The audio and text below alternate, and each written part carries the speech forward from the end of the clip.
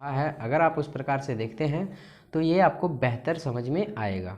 Form में है तो हम यहाँ पे एक स्टेप आगे बढ़ा के इसको 17/2 का पावर।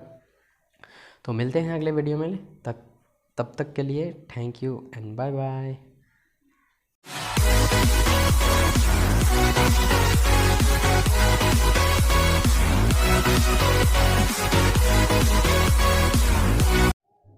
हेलो नमस्कार बच्चों, स्वागत है आपका फ्री ऑनलाइन एकेडमी पे।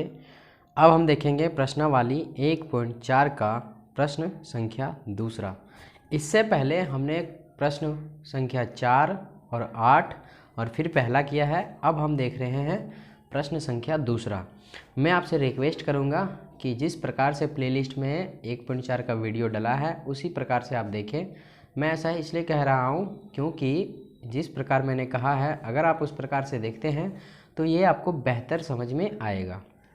तो पहले प्रश्न संख्या 4 देखेंगे आप, उसके बाद आप प्रश्न संख्या 8 देखेंगे, उसके बाद 1 देखेंगे, उसके बाद 2 देखेंगे।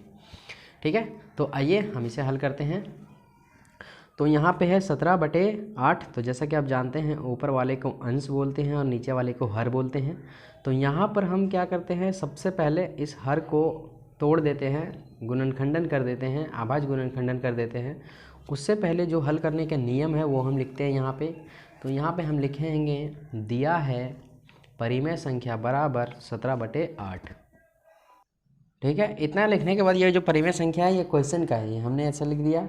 अब हम क्या करेंगे, इसका आभाज्य गुणनखंडन करेंगे। तो इसका आभाज्य गुणनखंडन करने के लिए हम एक रफ पेपर का यूज़ करेंगे।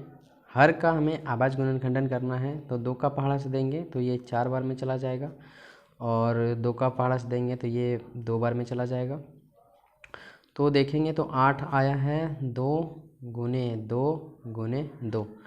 तो इसको हम लिख सकते हैं यहाँ पे हर का आभाज्य गुणनखंडन करने पर, है ना, हर का आभाज्य गुणनखंडन करने पर।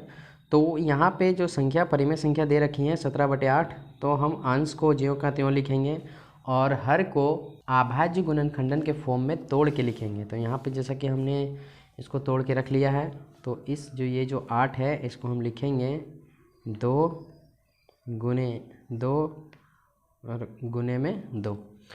अब हम देख रहे हैं चूँकि जब आभाज्य गुणनखंडन करते हैं तो ये जो संख्या है ये 2 के फॉर्म में है। तो हम यहाँ पे एक स्टेप आगे बढ़ा के इसको 17/2 का पावर 3 कर सकते हैं।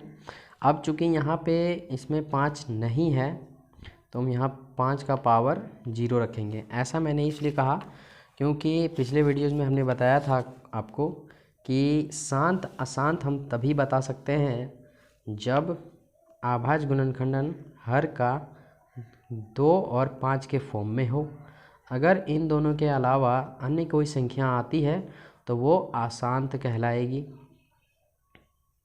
ठीक है, और अगर ये दोनों हैं केवल, तो केवल और केवल शांत कहलाएगी।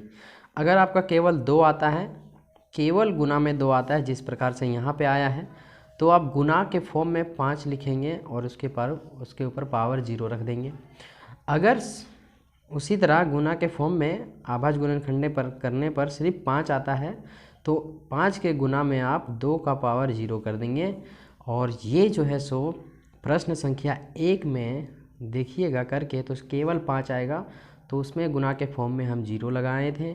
अब यहाँ पर जब दूसरा हल किए तो गुना के फॉर्म में केवल 2 आया, तो यहाँ पर 5 के ऊपर 0 लगा दिए। ऐसा मैं इसलिए कह रहा हूँ क्योंकि कोई भी संख्या के ऊपर अगर 0 रहता है तो उसका मान 1 होता है। और अगर देखिए 2 का पावर 3 गुना में 5 का पावर 0 है, तो ये जब इसको आगे ले जाएंगे तो ये 1 हो जाएगा। 1 को जब इसके गुना करेंगे तो फिर इतना ही आएगा। इसीलिए हम अपने मन से इतना कर सकते हैं। समझ में आया? अब हम लिख सकते हैं कि चूँकि हर का जो आभाज्य गुणनखंडन है वो 2 और 5 के फॉर्म में है, इसीलिए यह दशमलव प्रसार शांत होगा, है ना। तो यहाँ पे लिखेंगे हर 8 का आभाज्य गुणनखंडन 2 का पावर 3 गुना 5 का पावर 0 है, इसीलिए 17/8 का दशमलव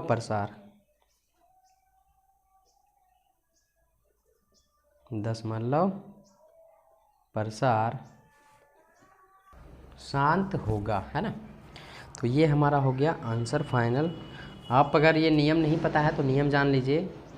अगर 1.4 हल करेंगे और उसका हर का कोई भी गुणनखंडन करेंगे, 2 और 5 आता है या केवल 2 आता है या केवल 5 आता है तो वह शांत माना जाएगा। अगर गुणनखंडन में 3, 5, 3, 7, 11, 13 ये सब अन्य संख्याएं आ जाती है तो वो अशांत कहलाएगा। तो इसको आप नोट कर लीजिए अच्छे से। और अगर आप नोट नहीं करना चाहते हैं तो डिस्क्रिप्शन में इसका PDF मिल जाएगा, आप वहां से इसे डाउनलोड कर सकते हैं और अपने फ़ोन में सेव कर सकते हैं।